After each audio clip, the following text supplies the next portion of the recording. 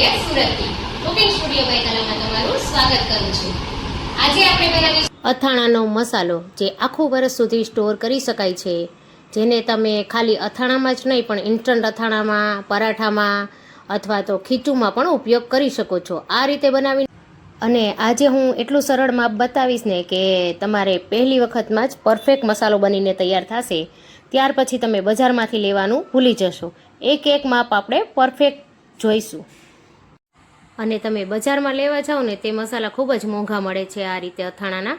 તો આ રીતે ઘરે બનાવશો ને તો તમારે પૈસા પણ બચી જશે અને ખૂબ જ સરસ ટેસ્ટી એવો બનીને તૈયાર થાય છે। જો કેટલો સરસ મસાલો આપણે બજાર કરતાં પણ બનાવીને મસ્ત મસાલો બનાવીને તૈયાર કરી લીધો છે। તો આ રીતે જ તમારે જો બનાવવો હોય ઘરે તો મારી રેસીપીને પૂરી જો તમને મારી રેસીપીઓ પસંદ આવતી હોય તો મારી ચેનલને લાઈક, શેર, સબસ્ક્રાઈબ કરવાનું ના ભૂલતા। તો ચાલો જોઈ લઈએ રેસીપી। તો આ સરસ મજાનો મેથીયો મસાલો બનાવવા માટે બધી જ સામગ્રી આપણે માપીને લીધી છે, પણ ચમચીના માપથી પણ કેટલી થાય એ પણ હું તમને ચોક્કસથી હમણાં બતાવીશ। તો સૌથી પહેલાં મેં અહીંયા લઈ લીધા છે રાઈના કુરિયા। તો આ રાઈના કુરિયા બને ત્યાં સુધી ફ્રેશ જ લેવાના છે। તમે તેનો કલર જોઈ શકો છો કે એકદમ સરસ પીળો છે। અને આ મારે થોડા જૂના રાઈના કુરિયા છે, એનો કલર તમે જોઈ શકો છો કે થોડો અલગ છે। તો બને ત્યાં સુધી આ ફ્રેશ જ રાઈના કુરિયા લેવાના છે। તે રાઈના કુરિયા મેં લીધા છે અહીંયા 80 ગ્રામ જેટલા। આ છે મેથીના કુરિયા, એ પણ મેં 80 ગ્રામ લીધા છે। રાઈના કુરિયા 80 ગ્રામ, મેથીના કુરિયા 80 ગ્રામ। જો તમારે કડવાશ ઓછી રાખવી હોય તો તમે મેથીના કુરિયા ઓછા કરી શકો। અને ચટણી મેં લીધી છે, મિક્સ છે, આમાં કાશ્મીરી મરચું પણ છે અને તીખું મરચું પણ છે। તો તે મેં લઈ લીધું છે 50 ગ્રામ જેટલું। 2 મોટી ચમચી જેટલી વરિયાળી, 50 ગ્રામ જેટલું તેલ, 2 મોટી ચમચી જેટલું મીઠું છે, અને 25 થી 30 નંગ મરી છે, અને 3 થી 4 ટુકડા તજના છે, અને 1 મોટી ચમચી હળદર, અને 1 મોટી ચમચી જેટલી હિંગ। તો ખૂબ જ સહેલું માપ છે। અને તમારી પાસે જો વજનમાં માપ ના હોય તો તમે જુઓ કે જેટલા આપણે રાઈના કુરિયા એટલા જ મેથીના કુરિયા લેવાના છે। બંને કુરિયા સેમ લીધા છે મેં અહીંયા। અને ચટણી પણ એ તમે કોઈ વાટકીનું માપ સેટ કરો તો તમે જોઈ શકો છો કે બધી જ વાટકીમાં સેમ માપ છે, ખાલી ચટણી થોડી ઓછી છે। તો આ માપથી ખૂબ જ સહેલાઈથી થઈ શકે છે। અને જો તમારે ચમચીના માપથી તમારે વરિયાળીને એવું જોવું હોય તો 2 મોટી ચમચી જેટલી જ મેં લીધી છે અહીંયા। અને એ જ મુજબ મેં 2 મોટી ચમચી જેટલું મીઠું લીધું છે, તમે જોઈ શકો છો। પણ આ ચમચી આપણે ઘરમાં રહેલી નોર્મલ ચમચી કરતાં મોટી ચમચી છે। તો હું તમને બતાવું કે ઘરમાં આપણે રેગ્યુલરમાં જે ચમચી વાપરતા હોય એ નાની સાઇઝ હોય છે, એનાથી આ મોટી સાઇઝની ચમચી છે। તો આ ચમચીનું માપ લેવાનું છે મોટી ચમચી। 2 મોટી ચમચી મેં મીઠું લીધું છે અને 2 મોટી ચમચી જેટલી વરિયાળી લીધી છે। અને બને ત્યાં સુધી મરચું પણ તમારે ફ્રેશ જ લેવાનું છે।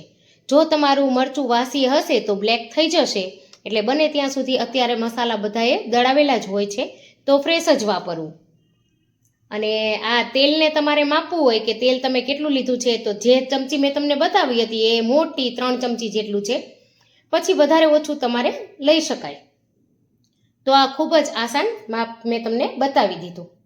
તો સૌથી પહેલાં આપણે શું કરવાનું છે, રાઈના કુરિયા અને મેથીના કુરિયાને શેકી લેવાના છે।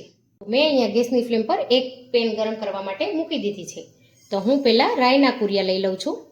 આ રીતે શેકીને તમે ઉપયોગમાં લેશો તો આખું વરસ સુધી તમારો મસાલો ખરાબ નહીં થાય, અથવા તો તમે જે અથાણામાં યુઝ કર્યું હશે તો અથાણું પણ બગડશે નહીં, ફ્રેશ જ રહેશે। તો આપણે તેને મીડિયમ ફ્લેમ પર શેકી લેવાના છે।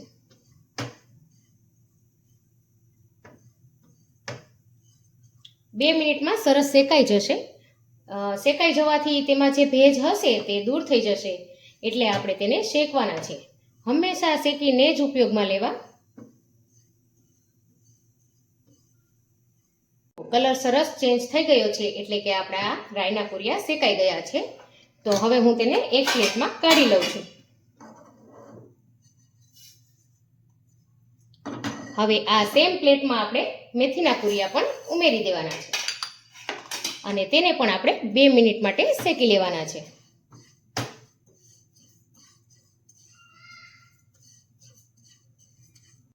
ફ્રેન્ડ્સ, આપણે અત્યારે જે શેકતા હશું ને ત્યારે જ એટલી સરસ સુગંધ આવે છે આમાંથી મેથીના કુરિયાની અને રાઈના કુરિયાની, તો અથાણામાં તો ટેસ્ટ ખૂબ જ સરસ આવશે. તો આ રીતે શેકીને જ હંમેશા લેવા, જેથી કરી લાંબો સમય સુધી મસાલાને અથવા તો અથાણાને કંઈ નહીં થાય. તો હવે 2 મિનિટ થઈ ગઈ છે અને આ પણ સરસ શેકાઈ ગયા છે.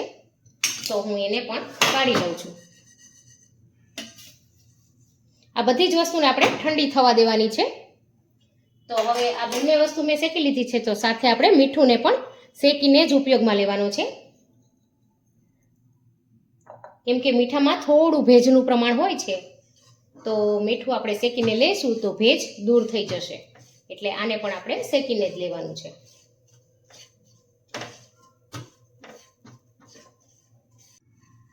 તો હવે આપણે મીઠું પણ સરસ શેકી લીધું છે, તો આપણે તેને ઠંડુ થવા દઈશું.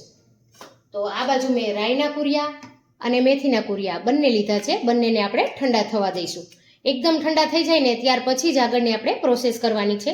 ગરમ ગરમમાં કંઈ પણ વસ્તુ આપણે કરીશું તો તરત જ તે કાળા પડી જશે, એટલે આપણે તેને પૂરા ઠંડા થવા દેવાના છે. તો હવે આપણે સાથે સાથે તેલ પણ ગરમ જ કરી લઈએ. અને તેલ આપણે સરસવનું વાપરવાનું છે અથવા તો સિંગ તેલ વાપરવાનું છે. એ બંને તેલમાં સરસ એવો સ્વાદ આવે છે, એટલે આપણે તમને જે તેલ ભાવતું હોય તે તમારે અહીંયા યુઝ કરવાનું છે. તો તેલને એકદમ સરસ ગરમ થવા દેવાનું છે, અને ગરમ થઈ જાય એટલે ગેસ બંધ કરી થોડું ઠંડુ પડવા દેવાનું છે. તો તેલમાં સરસ ધુવાડા આવી રહ્યા છે, તો આપણે ગેસની ફ્લેમ અહીંયા બંધ કરી દેવાની છે, અને આને થોડું જ ખાલી ઠંડુ પડવા દેવાનું છે. થોડું ગરમ તેલ યુઝ કરીશું આપણે, એકદમ ઠંડુ નહીં પડવા દઈએ. તો બંનેને મેં આમાં લઈ લીધા છે. તો હવે આમાં આપણે ઉમેરવાનું છે અત્યારે વરિયાળી. વરિયાળી ઉમેરી દઈશું, અને મરી અને તજ પણ ઉમેરી દઈશું. અને આને ખાલી 2 વાર પલ્સ મોડમાં, ખાલી 2 વાર જ ફેરવવાનું છે, વધારે આપણે ફેરવવાનું નથી.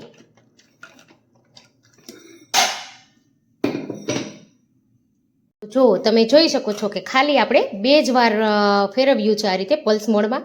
તો આ રીતે વરિયાળી થોડી ક્રશ થઈ ગઈ છે, અને મરી પણ થોડા આ રીતે અધકચરા થઈ ગયા છે. તો આપણે આ જ રાખવાનું છે. હવે આપણે તેને એક મોટા વાસણમાં કાઢી લેવાનું છે. મસાલાને એક બોલમાં કાઢી લીધો છે. હવે આપણે થોડું વચ્ચે ખાડો કરી દેવાનો છે આ રીતે,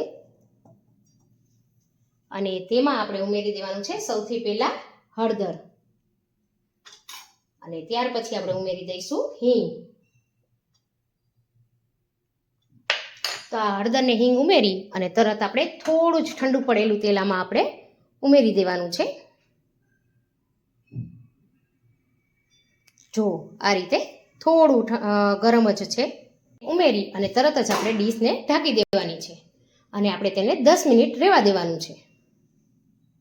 તો હવે 10 મિનિટ થઈ ગઈ છે, અને તેલ સારી રીતે અંદર ચડી ગયું છે. તો હવે તેમાં આપણે ઉમેરી દેવાનું છે મીઠું અને ચટણી.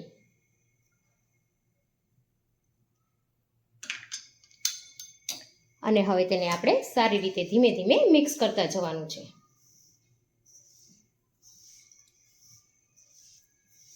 ઠંડુ થઈ જાય એટલે આપણે ઉમેરીએ. થોડું હજી મેં ચટણી રાખી છે આમાં, ધીમે ધીમે ઉમેરીશું. ઠંડુ થઈ જાય ને એકદમ ત્યાર પછી જ આપણે ચટણી ઉમેરવાની છે. જો ચટણી પહેલેથી ઉમેરી દઈશું ને તો કાળી પડી જશે, એટલે થોડું ઠંડુ થઈ જાય ને ત્યાર પછી જ આપણે અંદર ચટણી ઉમેરવાની છે. તો હજી પણ ઉમેરી દઉં છું હું બધી જ ચટણી.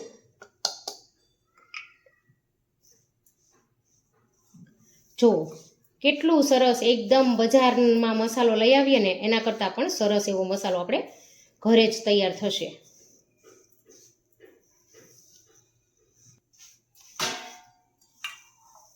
જો તમને કોઈ કંઈ પણ નહીં શકે કે આ આપણે બજારમાંથી નથી લીધો અને ઘરે બનાવ્યો છે.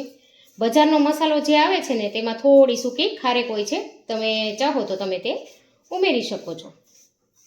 જો તેલ ઓછું લાગતું હોય ને તો તેલ થોડું અહીંયા ઉમેરી દેવું, જેથી તેની સેલ્ફ લાઈફ વધી જાય અને લાંબો સમય સુધી સારું રહે. જો તો એકદમ ડ્રાય એવો આપણો મસાલો બનીને અહીંયા તૈયાર થઈ ગયો છે. તો મેં આ મસાલાને 1 કલાક સુધી રાખી દીધો હતો કે જેથી કરી તે સરસ અંદર બધા જ મસાલા જે આપણે ઉમેર્યા છે તે અંદર મિક્સ થઈ જાય. જો કેટલો સરસ મસાલો બનીને આપણો તૈયાર થઈ ગયો છે અહીંયા. જો તો આ મસાલાને તમે એવું નથી કે અથાણામાં જ યુઝ કરી શકો. આ મસાલો તમે ખીચુમાં, થેપલામાં, ઢોકળામાં, પરાઠામાં કોઈ પણમાં યુઝ કરી શકો અને આખું વરસ સુધી સચવી શકાય તેવો આ મસાલો બનીને તૈયાર થયો છે. આ મસાલાને આપણે 1 કિલો ગોળ કેરીનો મસાલો આપણે તૈયાર થયો છે. 1 કિલો ખાટી કેરીનું જે અથાણું બનાવવું હોય એના માટે આપણે આ મસાલો બનાવ્યો છે. તો તમે જોઈ શકો છો કે 1 કિલો કેરી લેવાની છે, તેની સાથે આ મસાલો મિક્સ કરી દેવાનો છે. 1 કિલો કેરી લઈ અને તેને કટકા કરી સૂકવી દેવાના છે 4 થી 5 કલાક અને પછી આ રીતે મસાલામાં ભેળવી અને ઉપરથી તેલ જોઈતા પ્રમાણમાં ઉમેરી દેવાનું છે. તો તમે જોઈ શકો કે આપણો મસાલો કેટલો સરસ એવો તૈયાર થઈ ગયો છે. જો ફ્રેન્ડ્સ, તૈયાર છે સરસ મજાનો બજારમાં મળતો મેથિયા કેરીનો મસાલો, એ પણ ઘરે અને ખૂબ જ ઓછી કિંમતમાં. તો હવે આમાંથી આપણે ઇન્સ્ટન્ટ અથાણું બનાવવું હોય તો પણ આપણે બનાવી શકીએ. એના માટે મેં અહીંયા કેરીના ટુકડા લઈ લીધા છે. ત્યારબાદ તેમાં 1 ચમચી જેટલો આપણે મસાલો ખાલી ઉમેરી દેવાનો છે. અને 1 નાની ચમચી હતી એટલે થોડો વધારે ઉમેરું છું. અને આમાં આપણે 1 ચમચી જેટલું તેલ ઉમેરી દેવાનું છે.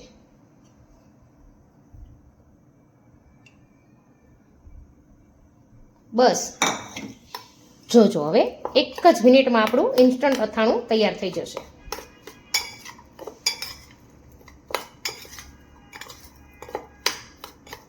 જો કેટલું સરસ મિક્સ થઈ રહ્યું છે, તમને દેખાઈ જ રહ્યું હશે. જો